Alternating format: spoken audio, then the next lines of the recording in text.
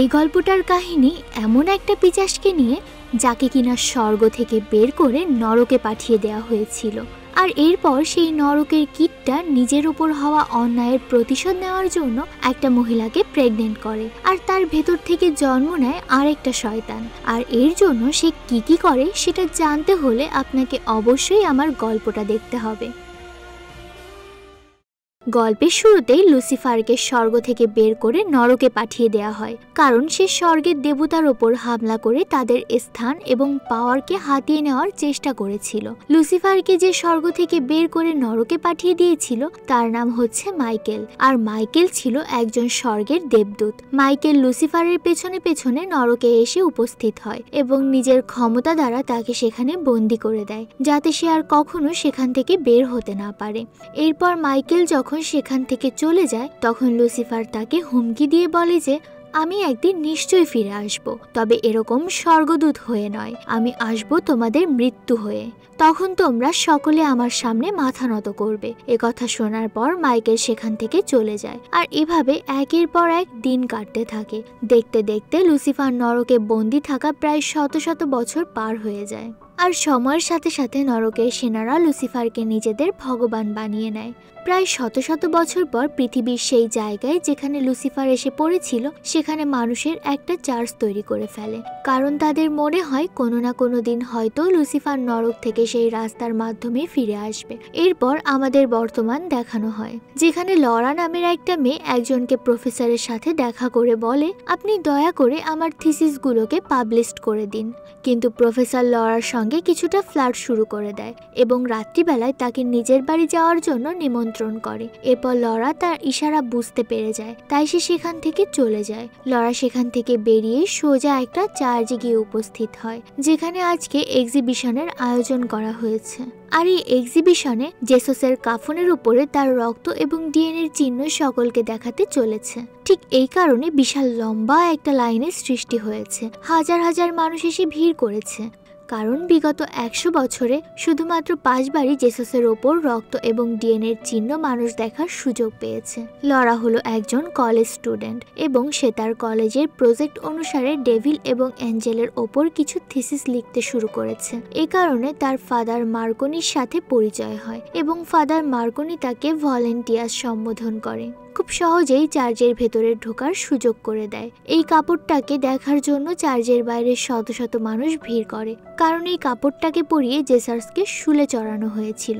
এরপর father Marconi লরাকে Lucifer এবং মাইকেলের ওপর নির্ধারিত একটা স্ট্যাচুর কাছে নিয়ে যায় এবং তাদের গল্প বলতে শুরু করে। আর কিছুক্ষণের মধ্যেই ফাদার সেখানে চলে যায়। মার্কনি চলে যাওয়ার পর লরা একটা চেয়ার নিয়ে সেখানে বসে। লুসিফার এবং মাইকেলের স্ট্যাচু দেখে ঠিক একই রকম একটা স্কেচ বানাতে শুরু করে, আর স্কেচ বানাতে বানাতে সন্ধ্যা হয়ে যায় এবং অন্যদিকে দেখা যায় যে এই এক্সিবিশনে একটা সন্দেহজনক মহিলা চুপচাপ প্রবেশ করে চার্চের ভেতর লুকিয়ে পড়ে। এদিকে লরা যখন স্কেচ বানাতে ব্যস্ত থাকে তখন তার বারবার মনে হয় লুসিফারের মাথাটা মনে হয় নিজে থেকেই নড়াচড়া করছে।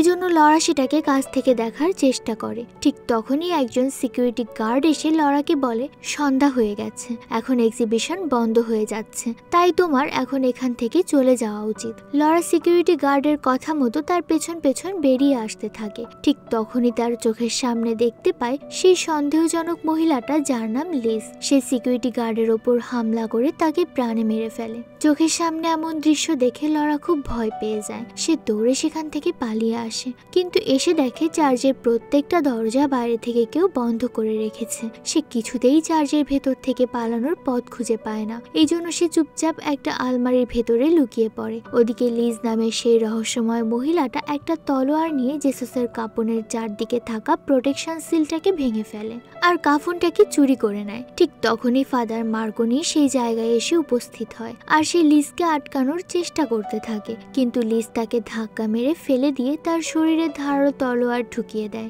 আলমারির ভেতর থেকে লড়াই সব দৃশ্য নিজের চোখে দেখে, কিন্তু সে কিছুই করতে পারে না। এরপর দেখা যায় মহিলাটা মানে রিজ একা নয়, তার পুরো গ্যাং এসেছে কাফনটা চুরি করতে। আর এরপর তারা যখন কাফনটাকে নিয়ে সেখান থেকে চলে যেতে যাবে, তখনই লিজ লড়ার ভয়ে ঘাবড়ানো হার্টবিটের শব্দ শুনতে পায়। সাথে সাথে লিজ তার লোকজনদেরকে ডেকে লড়াকে বন্দি করে। তারা যখন লড়াকে মেরে ফেলতেই যাবে, ঠিক তখনই লিজ তাদেরকে থামিয়ে দিয়ে বলে একে হয়তো লুসিফার বাঁচিয়ে রেখেছে তার জন্য। আর এই কথাটা বলার সঙ্গে সঙ্গে তারা লড়াকে বন্দি করে সেখান থেকে নিয়ে চলে যায়। ওদিকে চার্জের ভেতর আদমরা ফাদার মার্কনি দেবদূত মাইকেলের কাছে অনবরত প্রার্থনা করতে থাকে। তিনি বলেন, হে প্রভু, আমাকে সাহায্য করুন। ঠিক তখনই আকাশ থেকে একটা অদ্ভুত নীল বর্ণের আলো আসে এবং ফাদার মার্কনির দেহে প্রবেশ করে এবং সাথে সাথে মার্কনি সম্পূর্ণ সুস্থ হয়ে যায় আর উঠে দাঁড়িয়ে লিজের গাড়ির পিছু নিতে থাকে। ফাদার মার্কনি জোরে জোরে দৌড়াতে থাকে, কিন্তু তবুও লিজের গাড়ি পর্যন্ত পৌঁছাতে পারে না। আর ঠিক তখনই তার মাথায় প্রচন্ড যন্ত্রণা শুরু হয়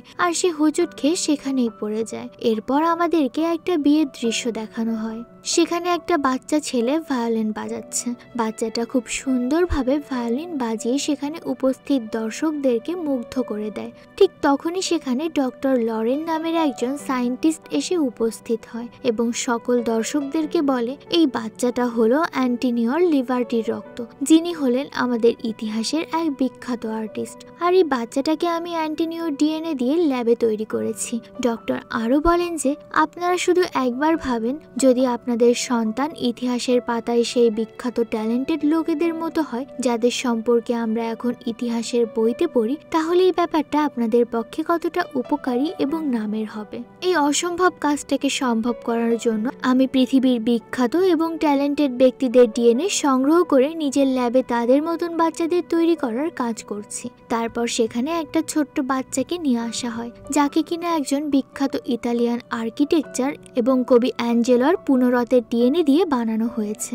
ডক্টর লরেন সেই ছোট্ট বাচ্চাটাকে নিলাম শুরু করে $10 মিলিয়ন দিয়ে। আর নিলামের শেষ হতে হতে সেটিকে অর্থাৎ বাচ্চাটাকে একজন ব্যক্তি $90 মিলিয়ন দিয়ে কিনে নেয়। এরপর আমরা সেখানে লিজকে দেখতে পাই, যে ইশারা করে ডক্টর লরেনকে ডেকে তাকে নিয়ে সেই চার্চে গিয়ে উপস্থিত হয়, যেখানে প্রথম লুসিফার এসে পড়েছিল।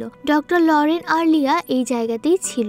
ডক্টর লরেনকে জেসাসের কাফন দেখিয়ে বলে, এই কাজটার জন্য আমরা অনেক অপেক্ষা করেছি, এখন যত তাড়াতাড়ি সম্ভব স্যারোগেটকে তৈরি করো। এরপর লরাকে বন্দি অবস্থায় দেখানো হয়, যেখানে লরার সাথে আরো বেশ কিছু মহিলাকে বন্দি বানিয়ে রাখা হয়েছে। এদেরকে এখানে রাখার কারণ হলো এরা বিখ্যাত ঐতিহাসিক লোকেদের ডিএনএ এদের গর্ভাশয়ে ফার্টিলাইজ করে, এদেরকে প্রেগনেন্ট বানিয়ে দেয় এবং বাচ্চা হওয়ার পর বাচ্চাগুলোকে বিক্রি করে টাকা ইনকাম করে। এখানে থাকা প্রত্যেকটা মহিলার দিন কাটে প্রচন্ড যন্ত্রণা আর কষ্টে। লরা তখন সকলকে বলে, আমি কথা দিচ্ছি আমি তোমাদেরকে এই যন্ত্রণা থেকে মুক্তি দেব। ঠিক তখনই সেখানে কিছু গার্ড এসে উপস্থিত হয় আর জোর জবরদস্তি করে লরার ব্লাড স্যাম্পল নিয়ে সেখান থেকে চলে যায়। অন্যদিকে সেই চার্চকে দেখানো হয়, যেখানে দুইজন ফাদার সিসিটিভি ক্যামেরায় ফাদার মার্কনিকে মারা যেতে দেখে, কিন্তু ঠিক তখনই তাদের চোখের সামনে ফাদার মার্কনি এসে উপস্থিত হয় আর তাকে দেখে তারা প্রচন্ড ভয় পেয়ে এবং অবাক হয়ে যায়। ফাদার মার্কনি খুব রেগে গিয়ে তাদেরকে প্রশ্ন করে যে কাফনের প্রোটেকশনের দায়িত্বে চার্চ কাকে রেখেছিল। তখন সেই দুইজনের মধ্যে একজন ফাদার উত্তর দেয় যে ফাদার ভিনচিনিকে কাফনের প্রোটেকশনের দায়িত্বে রাখা হয়েছিল, কিন্তু সে আর এখন চার্চে আসে না। ফাদার মার্কনি প্রশ্ন করে কেন?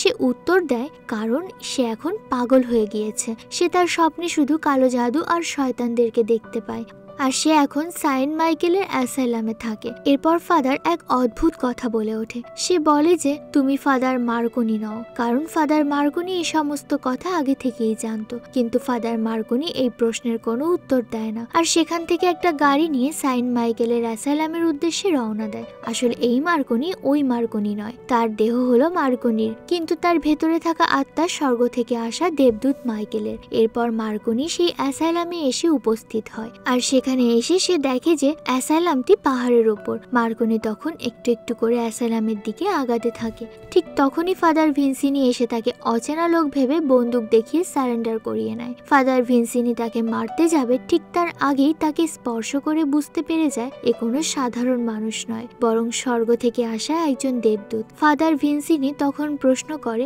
আপনি এখানে কেন এসেছেন? দেবদূত মাইকেল উত্তর দেয়, কারণ তারা কাফন চুরি করে নিয়েছে। এরপর ফাদার তাকে অ্যাসাইলামের ভেতরে নিয়ে আসে এবং তারা টেলিস্কোপের মাধ্যমে একটা জায়গাকে দেখিয়ে জিজ্ঞেস করে, আপনি কি এই জায়গাটা চিনতে পারছেন? এটা হলো সেই জায়গা যেখানে প্রথম লুসিফার এসে পড়েছিল। ফাদার ভিনসিনি আরো বলে যে এই জায়গাটা এখন লুসিফারের শিষ্যরা দখল করে নিয়েছে, আর এখন তারা এই রাস্তা দিয়ে লুসিফারের ফেরত আসার অপেক্ষা করছে। মাইকেল তখন বলে যে তার কোনোভাবেই ফিরে আসা সম্ভব নয়, কারণ আমি তাকে সেখানে বন্দি বানিয়ে রেখেছি। একথা শুনে ভিনসিনি উত্তর দেয় যে মহিলাটা তোমাকে মেরেছিল, অর্থাৎ লিজ সে দানবদেরকে নিয়ে লুসিফারকে মুক্ত করার প্রচেষ্টা করে চলেছে। তারা প্রথমে লুসিফারের আত্মাকে মুক্ত করবে, এরপর জেসাসের রক্তের সাথে মিলিয়ে নতুনভাবে জন্ম নেবে। এর ফলে লুসিফার মুক্ত হওয়ার সাথে সাথে আরো অনেক বেশি শক্তিশালী হয়ে উঠবে, আর তারপর সে পুরো দুনিয়ার ওপরে শাসন চালাবে। এরপর ভিনসিনি সেখান থেকে মাইকেলকে নিয়ে একটা টানেলের মধ্যে যায়, যেটা লুসিফারের চার্জের নিচেই রয়েছে। এখানে পৌঁছে ভিনসিনি মাইকেলকে ভেতরে যেতে বলে, আর সে বাইরে পাহারা দিতে থাকে। মাইকেল একাই টানেলের মধ্যে দিয়ে যেতে থাকে। এদিকে ডক্টর লরেন লিজকে বলে, আমি ডিএনএ প্রস্তুত করে ফেলেছি, এবং লরার ব্লাড গ্রুপ জেসসের ব্লাড গ্রুপের সাথে মিলে যায়। এরপর কিছু গার্ড মিলে লরা এবং তার সাথে অন্য আরেকটা মেয়েকেও সেখান থেকে নিয়ে যায়। লরা বাঁচার জন্য গার্ডের ওপর হামলা করে, কিন্তু সে তাদের কিছুই করতে পারে না। গার্ডস লরাকে ধরে ল্যাবে নিয়ে যায়। সেখানে ডক্টর তাকে শান্ত করার জন্য একটা ইনজেকশন দেয়। এরপরে তার ইউটেরিয়াসের মধ্যে জেসসের এগ ফার্টিলাইজ করে দেয়। এরপর গার্ডরা লরা এবং একটা মেয়েকে পিলারের সাথে বেঁধে দেয়। এখানে আরো অনেক লোকেরা রয়েছে যারা লুসিফারের পুজো করে। সেই মুহূর্তে সেখানে একটা শয়তান আসে, যাকে লুসিফার নরক থেকে পাঠিয়েছে। কারণ যদিও নরকের দরজা খুলে গেছে, কিন্তু লুসিফার এখনো মুক্ত হতে পারেনি, কারণ লুসিফারের মুক্ত হওয়ার সাথে সাথে তার শরীর ধ্বংস হয়ে যাবে। তাই সে এমন একটা শরীরের খোঁজ করতে চলেছে যে তার শক্তিকে নিজের শরীরে সহ্য করতে পারবে। ওই শয়তানটা লরা এবং তার সাথে অন্য একটা মেয়েকেও বন্দি করে নরকের দরজার ভেতর দিয়ে পাঠায়। আর এরপরে ওই খাঁচার নিচ থেকে লুসিফার নিজেকে মেরে তার আত্মাটাকে বের করে প্রথমে ওই মহিলার ভেতরে প্রবেশ করে, আর ওই মহিলাটা তার শক্তি সহ্য করতে না পেরে সেখানেই মারা যায়। এরপরে ওই আত্মাটা লরার শরীরে প্রবেশ করে। এর ফলে লরার কিছুই হয় না। ওই শয়তানটা লরাকে নরক থেকে বের করে লিজের কাছে পাঠিয়ে দেয়। লিজ এবং তার বাকি সাথীরা লরাকে বেঁচে ফিরে আসতে দেখে খুবই খুশি হয়। এরপর লিজ লরাকে একটা কাচের ঘরে নিয়ে যায়, যাতে তারা সহজেই তাকে দেখাশোনা করতে পারে। লরা তখন লিজকে জিজ্ঞেস করে, আমার সঙ্গে কি হতে চলেছে? তার উত্তরে তাকে জানায় একটা নতুন এবং শক্তিশালী জেসাস তৈরি হতে চলেছে। এরপর মাইকেল চার্জের গোপন রাস্তা দিয়ে সেই জায়গায় ঢুকে যায় যেখানে জেসাসের কাফনটা রাখা আছে।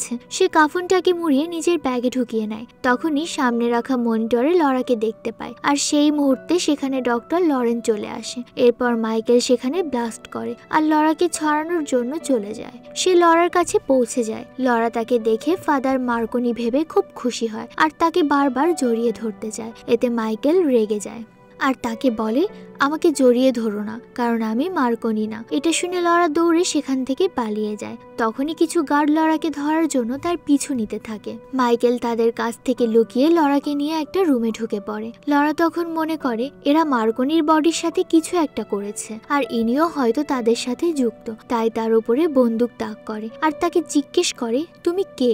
মাইকেল বলে, আমি স্বর্গ থেকে এসেছি তোমাকে বাঁচানোর জন্য। লরা তখন তাকে এখান থেকে বের করার জন্য অনুরোধ করে। এরপর মাইকেল লরাকে নিয়ে আবারও সেই রাস্তায় চলে যায়। হঠাৎ সেখানে একটা শয়তান চলে আসে আর লরার উপর হামলা করে। মাইকেল তখন ওই শয়তানটার উপরে গুলি করে, কিন্তু তাতে এই শয়তানের কিছুই হয় না, আর সে মাইকেলের উপর হামলা করে। এতে মাইকেল অজ্ঞান হয়ে যায়। তখনই লিজ সেখানে তার গার্ডদেরকে নিয়ে আসে এবং লরাকে নিয়ে টানেল থেকে বাইরে চলে যায় আর তাকে নিয়ে ওই কাচের ঘরে বন্দি করে রাখে। এরপরে ওই শয়তানটা মাইকেলকে শিকল দিয়ে বেঁধে ফেলে, কিন্তু মাইকেল কোনো রকম ভাবে তার শিকলটা ভেঙে ফেলে এবং সেই জায়গায় পৌঁছে যায় যেখানে নরকের দরজা রয়েছে। সে যখন ওই নরকের দরজাটা খুলে তখন নরকের শয়তানটা তাকে ধরার জন্য আসে, কিন্তু সে দরজা দিয়ে ঝাঁপ দেয়, যার ফলে সে সোজা নরকে গিয়ে পৌঁছায়। সেখানে যাওয়া মাত্রই একটা শয়তান তার উপর হামলা করে, কিন্তু সে ওকে মেরে সেখান থেকে তাড়িয়ে দেয়। এরপর মাইকেলের কাছে কিছু শয়তান আসে। মাইকেল তাদের জিজ্ঞেস করে লুসিফার কোথায় আছে। তারা তাকে জানায় লুসিফার মুক্ত হয়ে গেছে, সে এখান থেকে চলে গিয়েছে এবং খুব তাড়াতাড়ি আমরা এখান থেকে চলে যাব, কিন্তু তুমি এখানেই বন্দি থেকে যাবে, কারণ তোমার তলোয়ার ছাড়া তুমি কিছুই করতে পারবে না। এরপর মাইকেলকে সেখানে বেঁধে রাখে। এদিকে লরা তার বাচ্চাকে ছবিতে দেখে আনন্দ পায়, কিন্তু সে লক্ষ্য করে তার ত্বক আগের থেকে অনেকটা আলাদা হয়ে গিয়েছে। তখন সেখানে লিজ এসে বলে তোমাকে আগের থেকে অনেক বেশি নিজের খেয়াল রাখতে হবে, যাতে তুমি সুস্থভাবে তাকে জন্ম দিতে পারো। একথা শুনে লরা তার উপরে ক্ষেপে যায়। তাকে বলে তুমি আমাকে অপহরণ করেছো, আর তারপর আমার অনিচ্ছা সত্ত্বেও আমাকে গর্ভবতী করেছো, আর এখন বলছো নিজের উপর খেয়াল রাখতে। এরপর শয়তানরা মাইকেলের কাছ থেকে যাওয়ার পরে মাইকেলের কাছে কিছু মানুষ আসে। তাদেরকে দেখে মাইকেল জিজ্ঞেস করে তোমরা তো মানুষ, তোমরা এখানে কি করছো? তারা তাকে জানায় আমাদের লুসিফারের জন্যই এখানে বন্দি করে রাখা হয়েছে। এরপর মানুষরা মাইকেলকে জিজ্ঞেস করে তুমি কি একটা ভালো আত্মা? মাইকেল তাদেরকে বলে হ্যাঁ, আর তাদের প্রতিশ্রুতি দেয় আমি অবশ্যই তোমাদেরকে এখান থেকে ছাড়াবো, কিন্তু তার আগে তোমরা আমাকে আমার তলোয়ারটা এনে দাও, আমি মুক্ত হওয়ার পরেই তোমাদেরকেও মুক্ত করব। মাইকেলের তলোয়ারটাও নরকে রয়েছে। এরপরে সেখানে উপস্থিত মানুষেরা মাইকেলকে বলে আমরা কিভাবে বিশ্বাস করব? তলোয়ারটা এনে দিলে তুমি আমাদের কোনো ক্ষতি করবে না। এরপর তখনই সেখানে নরকের শয়তানটা চলে আসে, মানুষের উপর হামলা করে আর মানুষকে শিকার করতে শুরু করে। এদিকে লুসিফারের আত্মা লরার শরীর থেকে বেরিয়ে আসে আর আবারও তার কান দিয়ে তার মধ্যে ঢুকে পড়ে। এরপর মাইকেল নরকেই বন্দী হয়ে থেকে যায় আর লরাও পুরোপুরি পরিবর্তন হয়ে যায়। অনেক সময় ধরে লুসিফারের আত্মা তার ভেতরে থাকার কারণে তার সব চুল পড়ে গিয়েছে। এদিকে লরার আরো ভালোভাবে দেখাশোনা করার জন্য তাকে কাচের তৈরি একটা অক্সিজেন ট্যাঙ্কের মধ্যে রাখা হয়েছে। একদিন লুসিফার লরার শরীর থেকে বেরিয়ে একটা শয়তানের মধ্যে প্রবেশ করে আর মাইকেলের কাছে যায়। এরপর সে মাইকেলের সামনে গিয়ে বলে খুব তাড়াতাড়ি জেসাস আর আমার শক্তি দিয়ে খুব শীঘ্রই পৃথিবীতে ফিরে আসব। এরপর পৃথিবীর সকল মানুষকে মেরে আমার গোলাম বানাবো আর পৃথিবীতে বিরাজ করব। আমার লোকেরা খুব তাড়াতাড়ি তোমাকে শেষ করার জন্য আসতে চলেছে। এরপর নরকে থাকা মানুষগুলো লুসিফার কথা শুনে নেয় আর তারা বুঝতে পেরে যায় মাইকেল সত্যিই একটা শুদ্ধ আত্মা আর সেই পারে পৃথিবীকে লুসিফার হাত থেকে বাঁচাতে। তাই তারা মাইকেলের তলোয়ারটা তার কাছে এনে দেওয়ার সিদ্ধান্ত নেয়, কিন্তু তখনই সেখানে লুসিফারের শয়তানটা চলে আসে। এরপর মাইকেল সেখানে উপস্থিত মানুষদেরকে বলে তোমরা যদি আমাকে সাহায্য করতে চাও তাহলে আমার তলোয়ারটা এনে দাও। যখনই শয়তানরা মাইকেলকে মারার জন্য আসে এর মধ্যেই মাইকেল তার তলোয়ারটা পেয়ে যায় আর তখনই সে একটা দেবদূতের রূপ নেয় আর তাকে দেখে সমস্ত শয়তানরা দৌড়ে পালায়। এরপর মাইকেল মানুষদেরকে বলে আমি তোমাদের কাছে শপথ নিচ্ছি আমি খুব তাড়াতাড়ি তোমাদেরকে মুক্ত করতে আসব। মাইকেল আবারও নরক থেকে বের হয়ে মার্কনি ফাদারের শরীরে প্রবেশ করে। এদিকে লরার ডেলিভারি হতে দেখা যায়। লিজ তার বাচ্চাটাকে নিয়ে সেখান থেকে চলে যায় এবং নরকের দরজা খুলে লরাকে নিচে ফেলে দেয়। এরপর লিজ ওই বাচ্চাটাকে নিয়ে সেই লোকদের সামনে যায় যারা লুসিফারকে পুজো করত আর এর ফলে সকল মানুষরা তার সামনে মাথা নত করে। তখনই নরকের একটা শয়তান সেখানে আসে আর ধারালো একটা ব্লেড দিয়ে একের পর এক সবাইকে মেরে ফেলে আর ডক্টরকেও তারা মেরে ফেলে, শুধুমাত্র লিজ বেঁচে যায়। এদিকে মাইকেল দরজার দিক থেকে আওয়াজ আসতে শুনে সেদিকে যেতেই লরাকে ঝুলন্ত অবস্থায় দেখতে পায়। তখন মাইকেল এবং লরা লিজের কাছে যায় আর তাকে ধাক্কা মেরে সেখান থেকে ফেলে দেয় আর লরার বাচ্চা তার কাছ থেকে ছিনিয়ে নেয়। এরপর মাইকেল তার বাচ্চাটাকে নিয়ে সেখান থেকে চলে যেতে বলে। এই সব কিছুর মধ্যে নরকের দরজাটা খোলাই থেকে যায় আর একে একে নরকের সব শয়তানরা বাইরে আসতে শুরু করে। এরপর মাইকেল সেখানে একটা বোম সেট করে দেয় আর পুরো জায়গাটা ব্লাস্ট করে ধ্বংস করে দেয়। এরপরেই নরকের দরজাটা বন্ধ হয়ে যায় এবং শয়তানরা নিজেই থেকে যায়। এরপর ফাদার ভিনচিনি জেসাসের কাফনটা আবারও চার্জে রেখে দেয়। মাইকেল নরকে যায় আর সেখান থেকে মানুষদেরকে উদ্ধার করে আনে। এভাবে অনেকটা বছর কেটে যায়। সেখানে আমরা লরার ছেলেকে দেখতে পাই আর লিজকেও লুকিয়ে থাকতে দেখা যায়। সে তার সমস্ত লোকদের এবং এবং ডক্টরকে লুসিফারের জন্য বলি দিয়ে এখন সর্বস্ব হারিয়ে লরার পেছনে ঘুরে বেড়ায়, কারণ লরার ছেলের মধ্যে লুসিফার একটু একটু করে বেড়ে উঠছে। এরপর দেখা যায় লিজ যখন লরার ছেলেকে লুসিফার বলে ডাকে, তখন আমরা সেই বাচ্চা ছেলেটার ভেতরে লুসিফারের আত্মাকে দেখতে পাই। আর এরই মধ্যে আমার গল্পটা শেষ হয়ে যায়। এই গল্প থেকে আমরা শিক্ষা পাই যে অশুভ শক্তি কখনো শুভ শক্তিকে পরাজিত করতে পারে না, সে সবসময় শুভ শক্তির কাছে হার মানবেই। তো কেমন ছিল আমার আজকের গল্পটা আমাকে কমেন্ট করে জানাতে পারেন। আজ এ পর্যন্তই। সবাই ভালো থাকবেন, সাবধানে থাকবেন। আল্লাহ হাফেজ।